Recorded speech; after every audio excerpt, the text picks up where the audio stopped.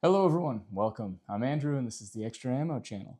Tonight we are going to be shooting my KEL-TEC CP33 in a FarrowTech chassis. No, not a real FT7. I can't afford that. But this guy, which is a 22 long rifle, is very, very quiet. And as it is getting to that time of the year, up here in Maine, the frigid tundra, if you will, where well, it gets dark earlier. So night vision is far more practical for me to go shoot. I don't have to be up as late. And I figure, the neighbors, which aren't very close, but are close enough, aren't going to be sleeping with the window open, so they won't hear anything at all with a suppressed 22. Let's get started.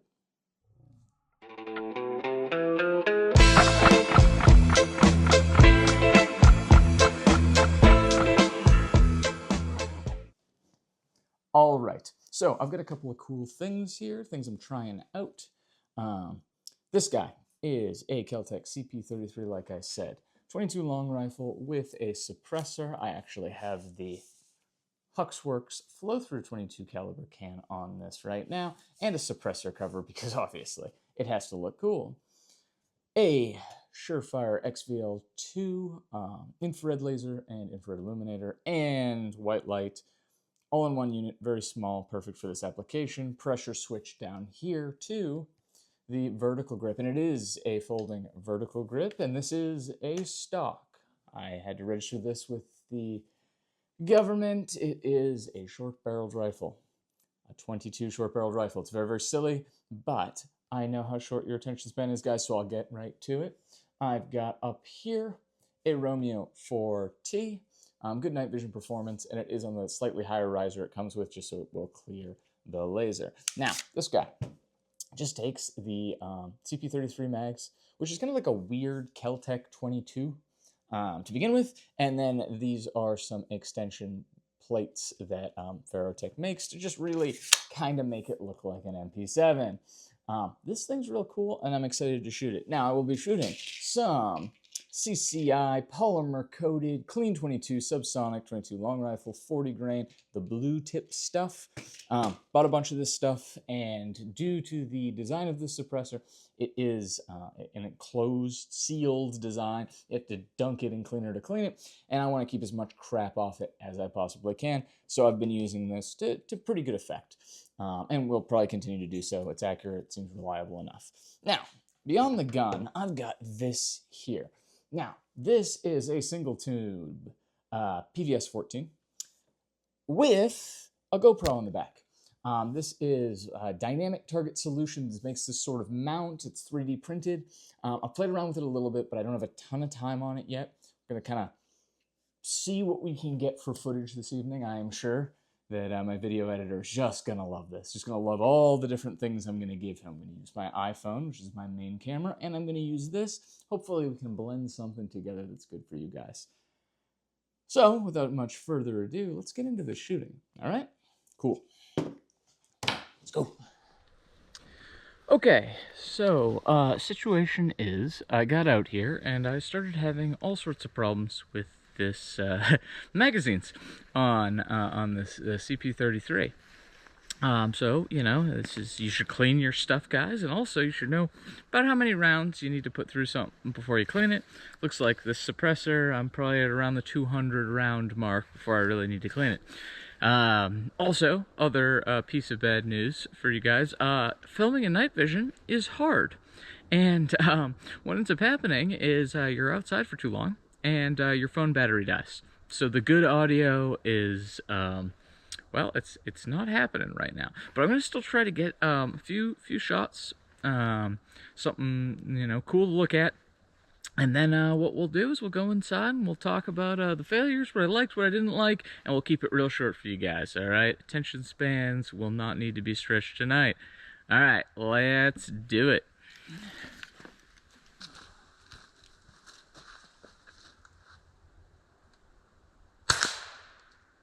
Oh, and that's a malfunction with this as well. Oof.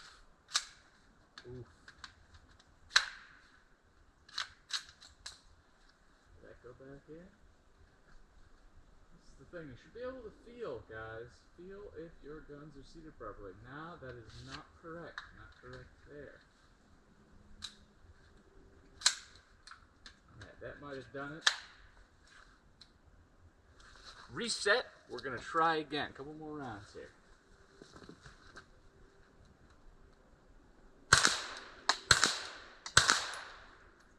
Oh, and another malfunction. Alright, it looks like fate is conspiring against us this evening. So perhaps that's all we'll get.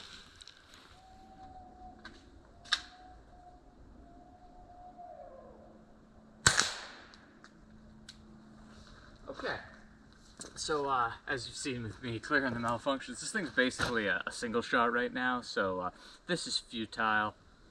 Night vision shooting, very challenging, and I don't think tonight's my night. But let's take a look. I'll take it off the tripod, we'll go down, we'll take a little gander at how we did, see if we're anywhere close to where we want to be, and we'll go from there. Now, one of the things you got to understand, and I think it probably does come across on camera pretty okay, is the fact that we have basically infrared lights going on right now. Now, if you see that little red down in the corner, that is actually the indicator that lets you know that your IR illuminator's on. Now, if these paper targets, very scary paper targets, perhaps had night vision as well, we'd certainly have an issue. We have an issue because they could see that very bright. Now, I have my IR illuminator. I just put that on right on my nods, so you should see that a little bit brighter there. I'll turn it off again. But that is something that you got to be careful with because, and let me see here, because you always have to focus, right? So let's see if I can get the focus just right so you can see my group. Now, that is all in the A zone for 22 shot with an IR laser. So I'm pretty happy with that group, guys, for sure. I am a little bit frustrated, as you can see, obviously, with the challenges I had this evening, but that's okay. We'll go inside, we'll talk a little bit more, and maybe there's enough stuff here for Braden to cut something together. If not, then that'll be okay. We will try this again. I am not giving up, and I'll see you in a bit. Okay. So we are back inside now. It is much later in the evening, though, through the power of technology. You probably can't tell, direct cuts and all that. But I think this evening went actually fairly well. Everything went terribly, but it went well because I think there's three big educational takeaways. The first of which is, of course, if you have an unpaid cameraman and you're trying to film night vision, do not give him the night off. I needed help. I mean, I thought I would, you know, challenge myself, right? I would set up the tripods, use the night vision, I would set up the cameras, I'd do everything, and I wouldn't use white light, and it slowed everything down to the point where my phone died.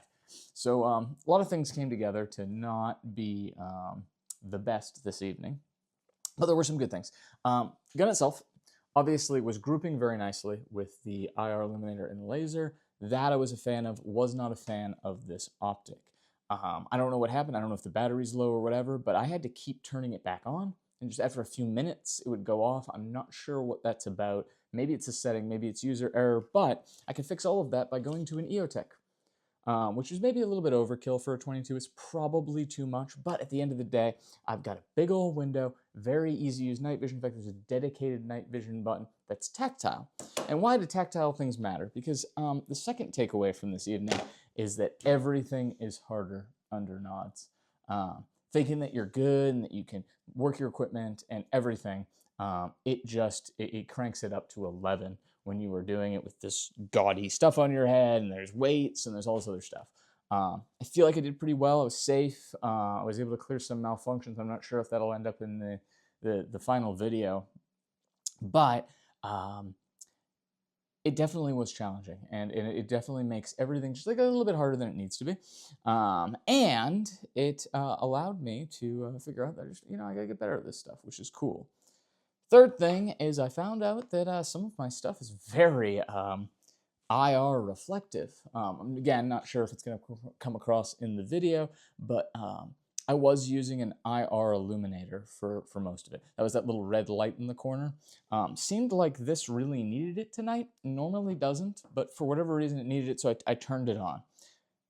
That let me see that this jacket I've got, which is a fairly innocuous color, like a green, really reflects IR, and you know, my boots as well reflected IR, which is really good to know, because obviously if this was a real situation and there were people with night vision downrange, for whatever reason, I may or may not want them to see a highly reflective thing when they look at me. So, learned some things about my equipment. Learned I gotta be better at this. Learned that I absolutely cannot give that darn cameraman the night off when I'm doing this. Learned that I'm probably gonna switch some things up on this, and I definitely need to give this a good cleaning and figure out what was going on with it. Started to have some failures. Thought it might be the magazines. I'm realizing now it's probably the gun. These don't have the best reputation on the planet for being a reliable 22s, but all said and done, I have a fair number of rounds through this gun, and this is the first time I've had, I would say, catastrophic failures. So, I'm going to give it another chance. I don't think one bad night deserves writing off a gun, but if I can't whip it into shape, then I'm going to have to reassess this as well.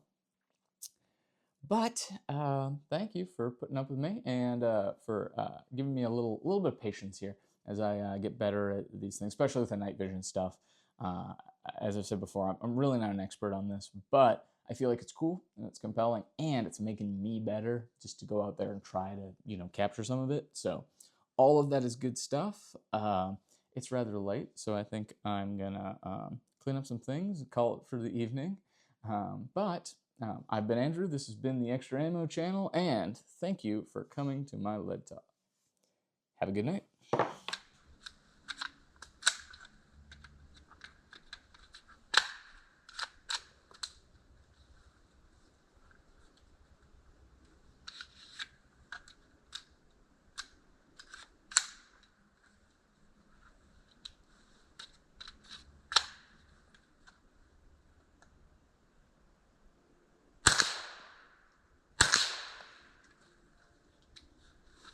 Yes, very reliable gun right now. Yep.